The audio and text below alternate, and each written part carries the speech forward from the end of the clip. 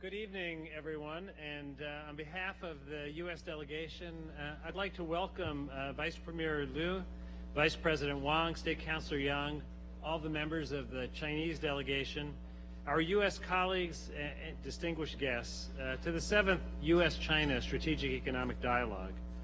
It's an honor for us to host you here today in our nation's capital. Yesterday, we had valuable discussions at Mount Vernon, the home of George Washington. I'll also note that yesterday was an important holiday in China, the Dragon Boat Festival that celebrates one of China's greatest poets, Chu Yuan.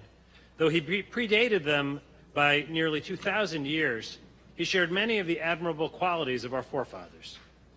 President Washington was a visionary, and soon after America's independence, he was instrumental in getting a United States trade ship to sail for China, to China for the first time. Today, the economic ties between our two countries are deep. We're the two largest economies in the world. And when we move forward together in the spirit of admiration, cooperation, and respect, it benefits people everywhere. Of course, a relationship between great powers will face challenges. And when we have a chance to discuss these differences in an open and candid way, we can find common ground and reach solutions for the common good. In the early years of this new century, our two nations share a great responsibility. A responsibility to lift people out of poverty, usher in peace and stability, and protect our planet for future generations. And the United States and China are now poised to march into the future together as friends and partners. In the spirit of that friendship and partnership, let me propose a toast. Example, George Washington once wrote, has a powerful influence. To Vice Premier Liu, Vice Premier Wang, State Councilor Yang, and the members of the Chinese delegation, and to all of my colleagues in the U.S. delegation, may our discussions over the next few days be the example that leads to a stronger relationship between our two countries and a more prosperous world. Ganbei.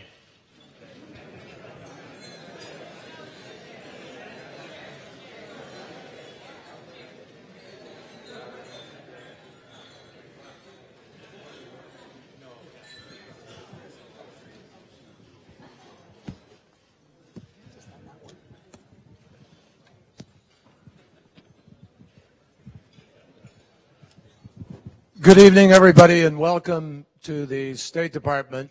We're going to have consecutive flowing toasts here. We're delighted to welcome you to the Ben Franklin Room.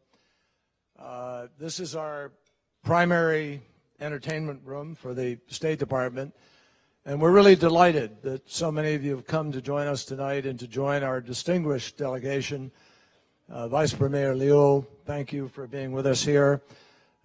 Vice Premier Wang, thank you very much, and State Councilor Yang. Ben Franklin was a very interesting fellow, folks, and his huge interest in China, he called it the wisest of nations. And his huge interest in China brought him to study the cultivation of the silkworm, shipbuilding, candle making, and home heating. And believe it or not, the Franklin stove was actually based on ideas about combustion from China. So you can see that intellectual property was a big deal several centuries ago, folks. This relationship is indeed, if not the most consequential, certainly one of the most consequential relationships in the world today. It can possibly, and if done properly, we hope, define the 21st century. Represented here are two extraordinarily creative nations.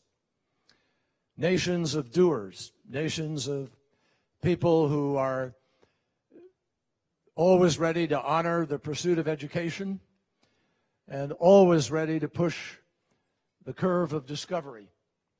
And indeed, all of China's history is written in that, and all of the history of the United States is written in that.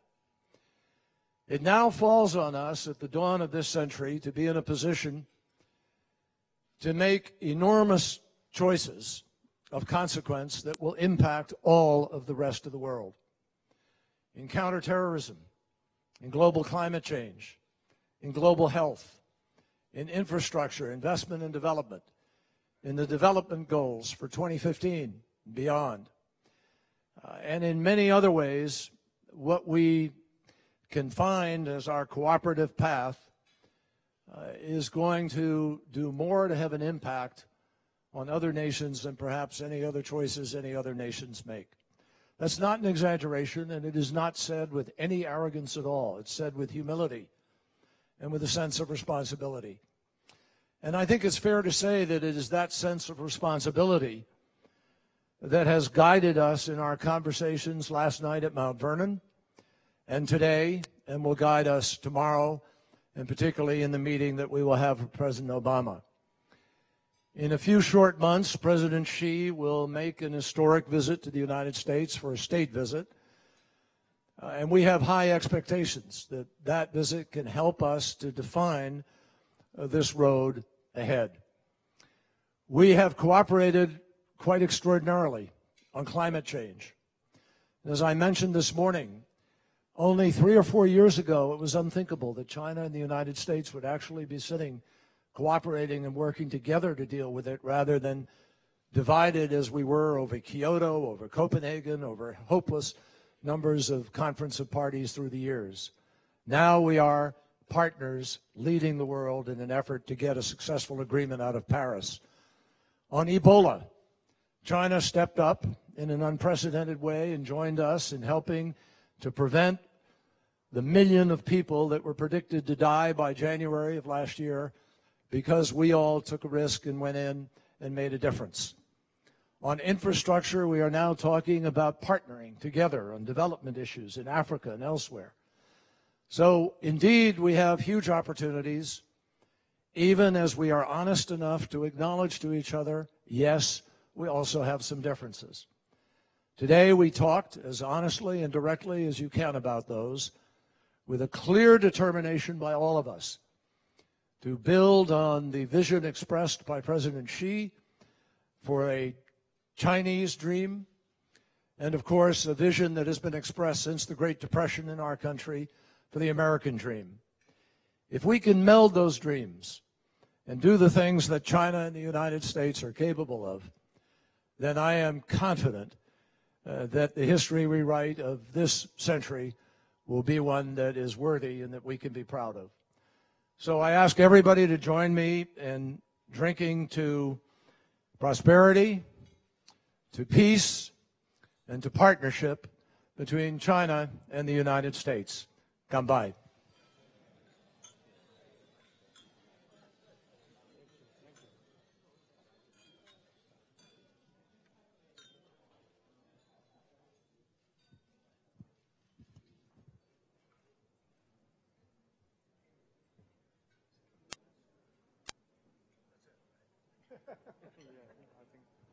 So please enjoy. We'll have some wonderful piano entertainment a little later. We're privileged to have a wonderful pianist here, and I hope everybody will enjoy the dinner. Thank you.